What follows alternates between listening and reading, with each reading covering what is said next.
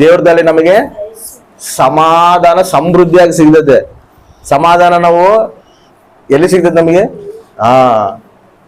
ಲೋಕದಲ್ಲಿ ನಮಗೆ ಸಮಾಧಾನ ಸಿಗೋದಿಲ್ಲ. ಯಾಕಂದ್ರೆ ನಮ್ಮ ದೇವ್ರ ಸಮಾಧಾನ ಕರ್ತನು. ಆಮೇನ್.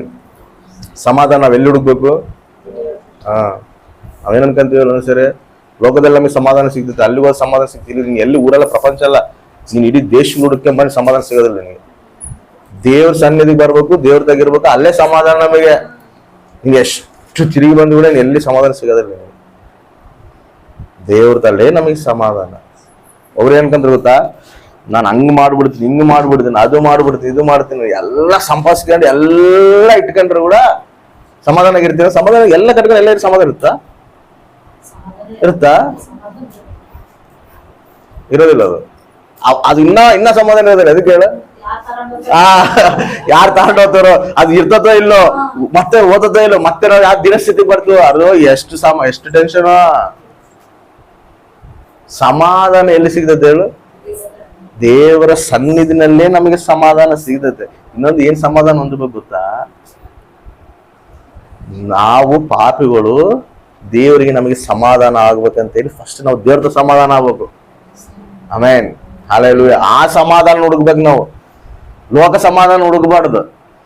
ನನ್ನಲ್ಲಿ ಏನೈತೆ, ನನ್ನಲ್ಲಿ ದೇವ್ರ ವಿರುದ್ಧವಾದ ಕ್ರಿಯೆಗಳು ಏನದವ, ನನಗೆ ದೇವ್ರಿಗೆ ಸಮಾಧಾನ ಐತಾ?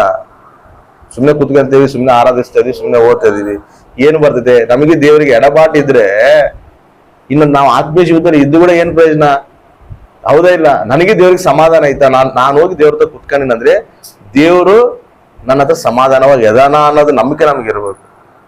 ಅದು ಫಸ್ಟ್ ನೋಡ್ಕೋ. ಆ ಸಮಾಧಾನ ಹೊಂದಬೇಕು ಫಸ್ಟ್. ಆ ಸಮಾಧಾನ ಹೊಂದ್ಕೋಬೇಕು. ಆ ಸಮಾಧಾನ ಬಿಟ್ಟು ನಾವು ಲೋಕ ಸಮಾಧಾನ ಎಷ್ಟು ಹುಡ್ಕೋದು ವ್ಯರ್ಥ. ಅದು ನಾವು ದೇವ್ರ ತಾಗ ಸಮಾಧಾನ ಇದ್ದಾಗ ನಾವು ಏನ್ ಉಳ್ದೇವ್ರು ಏನ್ ಬರ್ತದೆ ಹೇಳು? ಏನ್ ಪ್ರಯೋಜನ ಇರ್ತದೆ ಹೇಳು? ಆತರ ಸಮಾಧಾನ ಆದ್ರೇನೆ ನಮ್ ಜೀವಿತ. ಆತರ ಸಮಾಧಾನ ಆಗಿಲ್ದಾಗ ನಾವ್ ಏನು ಮಾಡು, ಎಷ್ಟೇ ಪ್ರಯಾಸ ಪಡು, ನೀನು 100 ಜನಕ್ಕೆ ಹೋಗಿ ಸ್ವಾರ್ಥ ಹೇಳಿದ್ರು ಕೂಡ ವೇಸ್ಟ್ ಅದು. ಯಾಕಂದ್ರೆ ದೇವ್ರ ತರ ನಾವು ಸಮಾಧಾನ ಇದ್ದಾಗ ನಾವ್ ಏನ್ ಮಾಡಿದ್ರು ಅದು ವ್ಯರ್ಥ. ಅದು ಫಸ್ಟ್ ಅಲ್ಲಿ ಸಮಾಧಾನ ಆಗ್ಬೇಕು. ಅಲ್ಲಿ ಆತಂತ ಸಮಾಧಾನ ಆಗಿ ಆತ ಕೈ ಹಿಡಿದು ನಡೆಸ್ಬೇಕು. ಆಮೇಲೆ ಆ ರೀತಿ ಜೀವಿತ ನಾವು ದೇವ್ರ ಮೇಲೆ ಡಿಪೆಂಡ್ ಆಗಿ ನಡೆದಾಗ ಎಲ್ಲ ರೀತಿ ಸಮೃದ್ಧಿ ಕೊಡ್ತದೆ. ಸಮೃದ್ಧಿ ಅಂದ್ರೆ ಏನು? ಫುಲ್ 100% ಅದು ಅದು ಅದು ಅಸಲು ಅದು ಎಂಡಿಂಗ್ ಇರೋದಿಲ್ಲ. ಅದಕ್ಕೆ ಹಂಗಿರ್ತದೆ ಅನ್ಬೋದು. ಸ್ಥಿರಪಡಿಸ್ತಾನದು. ನಿನಗೆ ಆಶೀರ್ವಾದ ಮಾಡಿದ್ದು ನಿನ್ನ ಮಕ್ಕಳಿಗೆ ಅದೇ ಆಶೀರ್ವಾದ ಮಾಡ್ತಾನೆ. ನಿನ್ನ ಮಕ್ಕಳಿಗೆ ಆಶೀರ್ವಾದ ಮಾಡಿದ್ದು ತನ್ನ ಮಕ್ಕಳಿಗೆ ಅದೇ ಆಶೀರ್ವಾದ. ಹಂಗ ಆಶೀರ್ವಾದ ರಿಪೀಟ್ ಮಾಡ್ಕೊಂಡು ಓದೋದು. ಅದು ನಮಗೆ ಭಯ ಇರೋದಿಲ್ಲ ಇನ್ನ. ಎದಕ್ಕಂದ್ರೆ ಆಶೀರ್ವಾದ ಎಲ್ಲಿಂದ ಬಂದಿರ್ತದೆ? ಅದು ಸ್ಥಿರ ಪಡ್ತದೆ. ಆಮೇನ್. ಅದು ನಾವೇನೋ ತಗೊಂಡ್ ಕೊಟ್ಟಿವಿ ಅಂದ್ರೆ ಅದು ಇರ್ತದೆಲ್ಲ ಗೊತ್ತಿಲ್ಲ, ಅದು ಉಳಿತದೆಲ್ಲ ಗೊತ್ತಿಲ್ಲ, ಅದು ಉಳಿಸ್ಕೊಂತಾರೆ ಕೂಡ ಗೊತ್ತಿಲ್ಲ. ಆದ್ರೆ ಆತನಿಂದ ಬಂದಿರ್ತದೆ ನೋಡಿ, ಅದು ಶಾಶ್ವತವಾಗಿರ್ತದೆ. ಅದನ್ನ ಹಿಡ್ಕೊಂಡು ನಾವು ನಡಿಬೇಕು, ಅದನ್ನ ಕೇಳ್ಬೇಕು.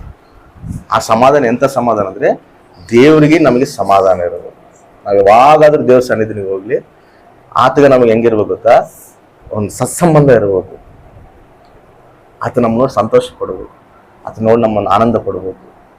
ನಾವು ಆತಂತಲ್ಲಿ ಹೋದಾಗ ಅದೇ ಆನಂದ ನಮಗಿರ್ಬೇಕು.